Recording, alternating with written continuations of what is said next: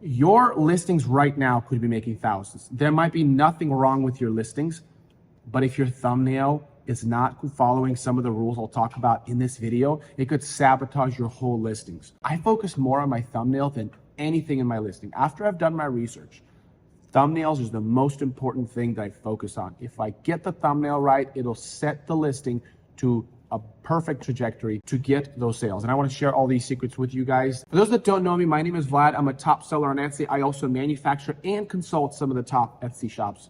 If you want to follow me on these videos that I've been doing, the deeper dives into the things that I do with my Etsy business, make sure to subscribe, follow, hit the bell notification. When it comes to thumbnail, a lot of people kind of skim past that. They just take a collection of photos, they import that, and they're like, I'll choose that one, and they move on. Like I mentioned in the previous video, the most important thing for the algorithm on Etsy is clicks, right? The conversion rates, there's not enough conversion rates to determine whether your listing is good or not, let alone what kind of listing your product is.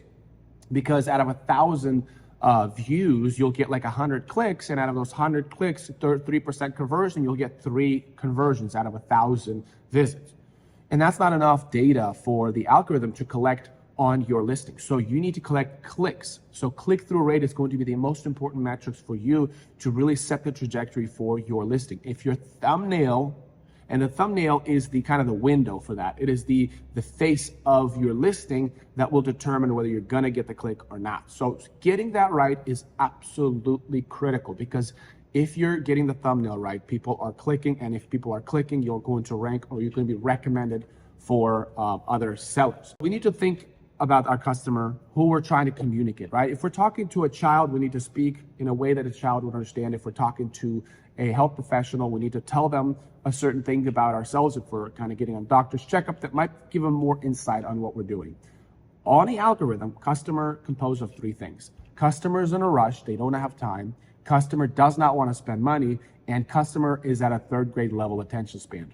That's the kind of customer we need to communicate. So the thumbnail needs to be presented to that kind of customer. So let's kind of go through them, and we'll kind of try to target each and every one of them. So customer doesn't have time, which means we have to communicate to them fast. Like, they don't need to look into our listing and check out that behind the background, oh, that's what's in the background. Oh, that connects to the foreground. No, the foreground and background, do not put anything in between. When I went to school for graphic design, they'll teach you primary, secondary, tertiary. The elements that are primary are the main thing, right? Our main product. Secondary is supporting to that. So if our main product is a vinyl decal, and our secondary object is the mailbox, then the tertiary is the background. The mailbox is right in front of the house. There's concepts of foreground, midground, and background. When we're creating a thumbnail, the best practice is to only have a foreground and a background. Don't have a midground. And second of all, primary, secondary, tertiary, when you have elements in a photo, only have the primary and the tertiary. Tertiary is the background. Don't have anything in the middle. Now, I get that when you do have products such as a vinyl decal, it needs to be put on a mailbox, and the mailbox needs to be in the context. Technically, the primary is the mailbox, and the mailbox has the decal. So don't add any third elements. Don't add anything in between. Okay, and that's going to be very important when you're putting together a thumbnail for people that are really they're on the go, they're fast, because secondary element or a midground, something in the middle, then the customer has to spend time to understand the correlation between the secondary and the primary. Customers don't have time, so you want to make sure that it's only the product in the background. There are very rare instances where you need a secondary element. So thumbnail, foreground, and the background. That's it. The second thing is they don't want to pay for anything. They don't want to pay for what they're going to, what they came to Etsy. At the end of the day, they don't want to have to pay. They wish they got it for free. So we already have some friction. It's that money transaction that customers don't want to do at the end of the day. So we want to make sure that we're clear on our value proposition. Customers, when they're looking at your listing compared to other ones, they're always going to divert to the one that has more value, whether the price is cheaper for the same product or the product itself has more to the product. And that's how you compete against your competitors, right? It's showing the customers that you are a better product than the neighboring product. And if you are clear about that in the thumbnail, for example, if they're doing vinyl, you're doing embroidery. If your competitors are doing flat image or printed signs, then you do 3D bulk cutting out with a CO2 laser. That shows that, hey, I'm doing more. If the competitor is printing it on foam board, hey, we do it on acrylic. And the way you can show acrylic is maybe do a see-through acrylic. Then it's like, oh, they use acrylic, whereas this one is just a foam board. Now, before I talk about more tips, I want to talk about the last one, which is customers are at the 3rd grade level. They don't know. There are 2 points to this. There are kind of 2 layers to this. Fundamentally, customers don't know of the product as much as you do. So you need to go back to the basics and realize, okay, I've been doing signage print for a while now, or I really understand signage print, but not a lot of people understand what signage, like the science of signs is. What is, what kind of wood is it? What kind of stain is it? What is it? What does acrylic mean? They oftentimes don't know what acrylic means. Just they see a see-through, or they just see a white printed. What's the difference between a white acrylic and a foam board? And the other element, or the other layer to this, is when we search the internet, our brain goes into a 3rd grade level. We are so passive, we are so brain dead when it comes to internet search. We constantly scroll through the internet in a very passive way, which means our mind kind of defaults into this 3rd grade level. We need to understand that we are selling to brain numb people in a way. It's just, we're all like that, but we need to understand that that's who we're selling to. So we need to be extra clear on our thumbnail. Now, here are some tips or some things to consider. Now, so the first one is, how close should your product be? Should we zoom out all the way, or should we zoom back so that they kind of see the context? Well, the rule of thumb is always zoom in it as much as possible. If you're selling on Amazon or Amazon Handmade, the best practice, and you can look up Amazon right now, and you will find that the product is touching edge to edge. Whatever product you're going to do, type in protein supplements. You will find that when you click on the photo, they will have literally just like a pixel on the right side and on the left side, or top or bottom. Obviously, some things are not always proportioned to the thumbnail. The item might be like a dog collar. For me, it's more horizontal unless I stack 3 collars.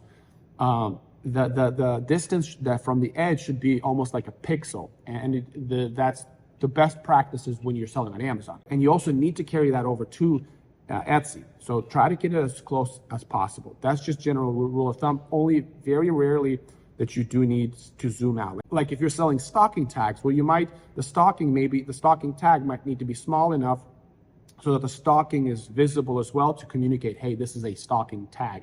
Obviously, you don't want to zoom in too far, but general rule of thumb is you want to make sure that your product is as close as possible, because that really draws the attention to your product. And let's talk about contrast. So we talked about foreground and background. Make sure that there's a contrast between the foreground and background, primary and tertiary. There is a clear contrast, okay? It's really important. There's so many people that do t-shirts, the t-shirt white with just a graphic design like this, but the t-shirt is on a white background or on some kind of a white marble. That doesn't work. You need to make sure that there's a contrast. However, my point number 2 is that make sure that the contrast, the colors in the contrast with the foreground and the background actually complement each other. They don't have to be in conflict. They don't have to be cheesy. They don't have to be in conflict. They actually would be benefiting you to have colors complement each other, because the eye draws to something that is complementary, something that works together. We automatically look at something when it works. So make sure that pull up a palette, a color palette on Google. You can just any color palette. So if you're doing a blush item, type in a Google blush color palettes, and then look at the darker colors and then your product, and see if there's a background. Maybe look at the lighter colors and see if there's lighter colors or sufficient contrast to create a really cohesive foreground and background color scheme. The other side note is if it's a seasonal product, if you are trying to sell something in season, or maybe your product normally is a non-seasonal product, but we're going into the holiday season, it's okay to have a thumbnail ready to be swapped out for the season. People do this all the time. Make sure, because one of the things, again, if our brain is just mush when we're searching the internet, to tell them, hey, this is good for holiday gifting. This is good for a gift. Like, oh yeah, that's good for a gift. I'm going to buy it. So if you add some seasonal elements that suggest some things, clear communication, then and it could be part of the value proposition. Hey, this product comes with a box. Get it with the box. Hey, 24-hour shipping, things like that you can add to your thumbnail to let them know, hey, this is our value that we have during this season. And the last one is differentiate the value proposition from your competitors. So if you have to realize that you're selling in the ocean of competitors, right? At least 9 listings at a time. Not only do you need to have a value proposition, but you need to have, if you can, have a different value proposition. So if everybody else is selling, this is their value proposition. Well, my value proposition is going to be different. Again, that creates more likely chance that they're going to add you to their favor as they're going to try to make that decision. Like, for example, if you're selling a product that has,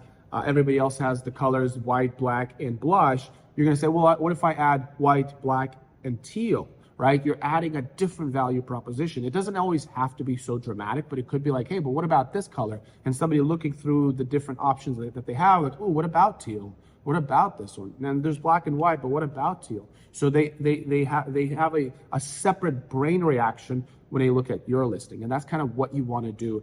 At the end of the day, that brain needs a little stimulus when they look at your listing. Okay, so now that we talked about some of the more important elements of the thumbnail, you have to understand that it's not, even though it's the most important, but it doesn't play on its own. It needs to play a role with other parts of the listing. And there are 2 very, very important things in the listing that have to complement the thumbnail. If you don't get those right, then your thumbnail is just not going to perform the way you'd want it to. So make sure to check out that video. And until next time, have a good one.